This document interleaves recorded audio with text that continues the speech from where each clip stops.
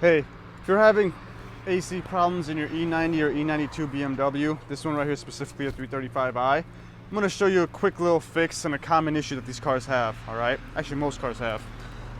This is the low side port, that's the high side port.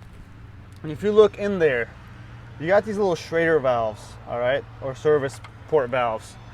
They leak over time, alright? So when you lose pressure and your AC stops working, and you fill it up and you keep on losing it, and there's no leak in your system, and the only way you can really test that is with the AC machine, it's most likely your valve's leaking, okay? Because that's the only thing the AC machine doesn't test.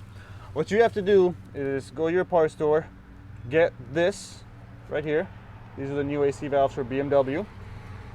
And you need this tool. You can't use the normal Schrader valve tool because you need the bigger side, all right?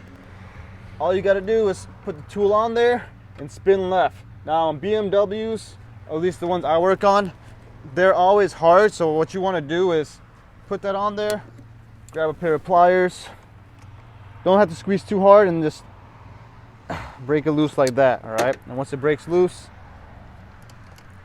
you can remove it. There's some dye in the system. Alright, remove the old one, install your new one, just snug it up, you don't have to go too tight on there, and then recharge your AC system, okay? Obviously before you recharge it, you want to check for leaks one more time, but that should fix your AC system. I fixed my AC, now my brother's car's having the same issue, so we're doing that. So quick video, if you have an AC leak, you can't find any leaks, change these valves out. Peace.